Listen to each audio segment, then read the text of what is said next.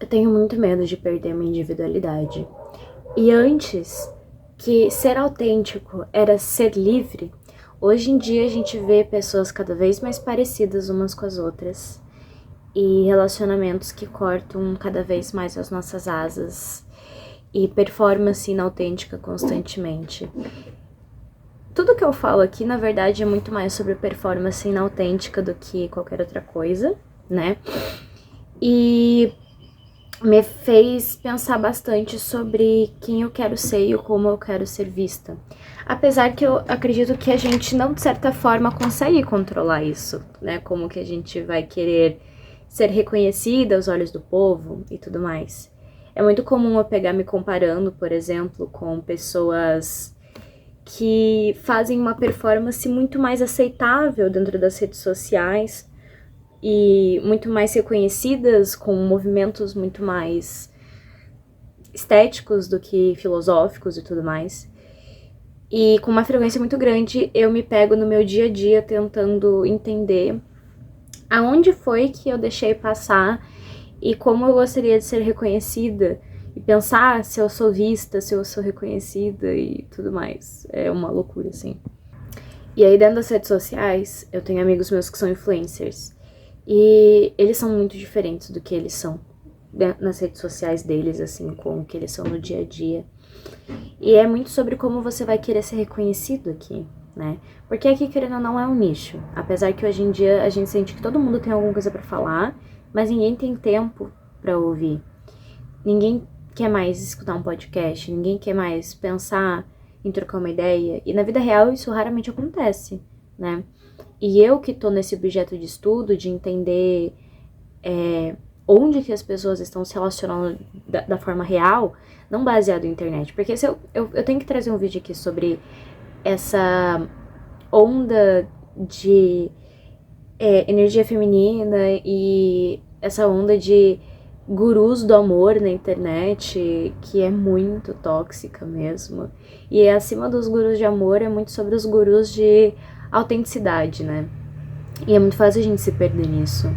É muito fácil pra mim eu me pegar me comparando com meninas que elas parecem muito mais queridas que eu, muito mais amáveis que eu, muito mais instagramáveis do que eu. E aí eu paro e eu penso que não faz sentido nenhum eu pensar assim. Mas ao mesmo tempo eu acho que se eu tivesse mais reconhecimento, eu estaria mais satisfeita comigo mesma. E isso é muito doido, porque eu descobri recentemente que existem muitas pessoas que não só me reconhecem, mas me admiram em silêncio. Achar minha autenticidade dentro das relações foi um processo que eu comecei a ter mais em 2024, depois de eu conhecer uma pessoa que virou minha vida de ponta cabeça, assim, completamente. Mas mesmo depois disso, eu continuei com um processo de entender o que eu queria dentro das minhas relações. E eu comecei a fazer sexóloga, terapia com uma psicóloga que fez pós em sexologia, tudo mais, pra entender justamente como que eu entendia como eu tava me relacionando, sabe? Porque era muito comum eu me pegar dentro de um lugar que eu não tava confortável, porque eu sentia que eu precisava preencher aquela lacuna. E aí eu parei pra pensar como muitos lugares da minha vida, eles seguiam esse mesmo padrão de eu só tô aqui porque eu preciso preencher essa lacuna. E tem coisas que a gente realmente precisa preencher lacuna, né? Tipo, trabalhar pra sobreviver, estudar pra gente garantir uma relação melhor. E estudar hoje em dia nem é uma lacuna que tá sendo preenchida, né? Não vou nem falar sobre isso. Mas no caso, não por mim, por, tipo, várias pessoas. Hoje em dia o estudo não é mais prioridade como era antes, sabe? Apesar de ter um acesso maior. Esse ano, aqui no Brasil, a gente teve um recorde de... Recorde não. Aqui no Brasil. Esse ano aqui no Sul, a gente teve um número maior de inscrições pra Federal e pro Enem, se eu não me engano. E isso me deixou bem aliviada, sendo bem sincera. Porque a minha geração... Oh, meu Deus do céu, peraí. Porque a minha geração ainda não foi uma geração que largou tudo pra ser TikToker, sabe? E eu não tô dizendo que é errado ser TikToker. Eu tô dizendo das pessoas que elas deixam de pensar no futuro porque elas querem criar conteúdo em relação a... Por exemplo, não vou fazer faculdade, ou vou largar a faculdade, porque eu quero criar conteúdo do zero e o conteúdo é tipo ser bonita. Desculpa, eu te julgo. Hoje em dia eu conheço vários, como eu falei, vários amigos meus são influencers, eu tenho, nossa, antigamente era raro ter influencer, né? Hoje em dia eu conheço uma galera que é influencer, tipo, influencer mesmo, assim, tipo, cara, galera grande. E essa galera, tipo, tem sempre um contraturno ali com a criação de conteúdo. Ou são pessoas que criam um conteúdo muito consciente, assim, sobre coisas muito legais, que dá vontade de assistir.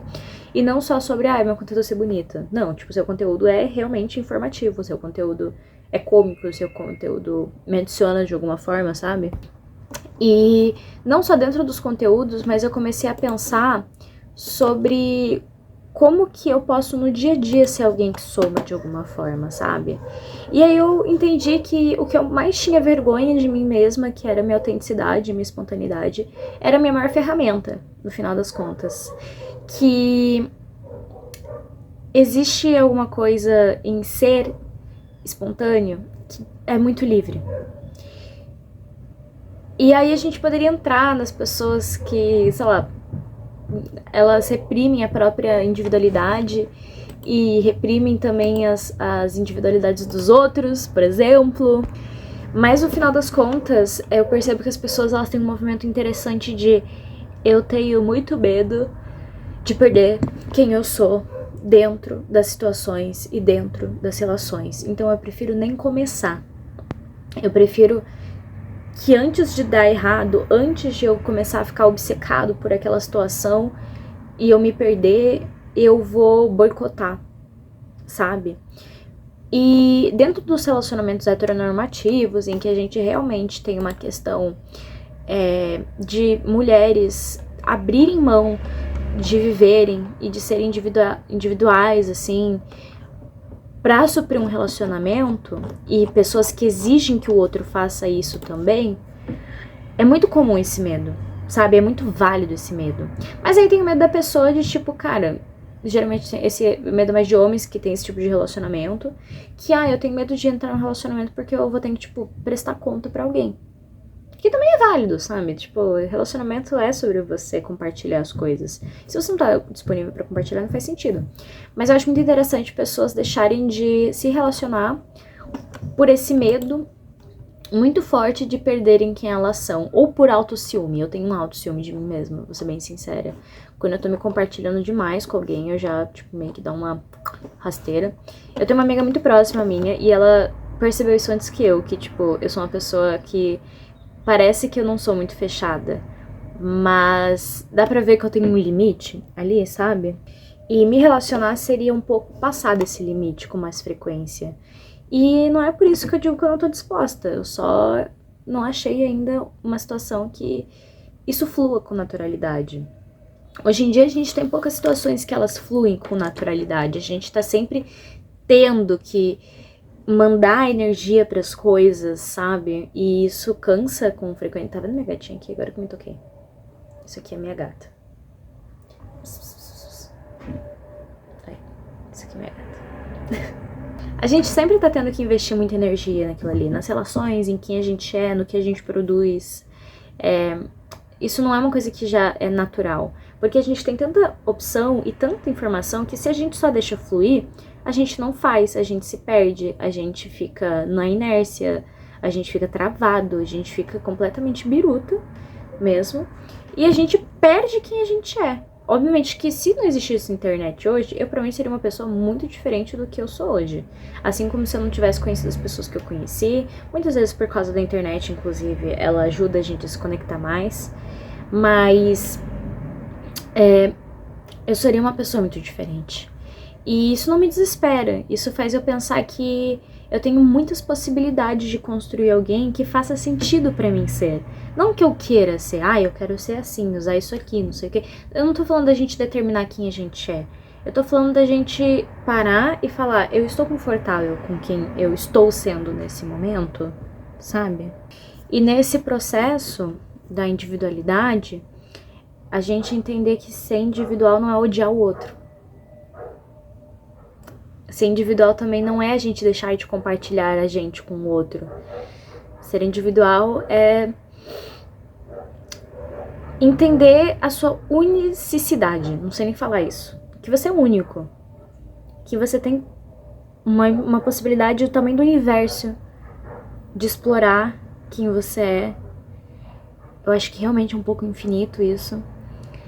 E a gente continua se mantendo naquela prisão de eu preciso ser conveniente, convencional, para não me machucar. Eu preciso boicotar minhas relações para mim não me machucar, boicotar minha felicidade para mim não me machucar. E aí a proposta que eu faço é pra gente entender como que a gente faz um movimento de não se boicotar, se jogar mesmo do precipício e ver o que acontece. Ah, mas eu vou morrer. E você vai renascer. De alguma forma. Sabe? Enfim. O meu nome é Beatriz Prates, eu sou atriz, eu sou barista, eu sou taróloga, eu sou pensante, atuante, dançante. Eu tô escrevendo coisas que eu descobri sobre o meu amor.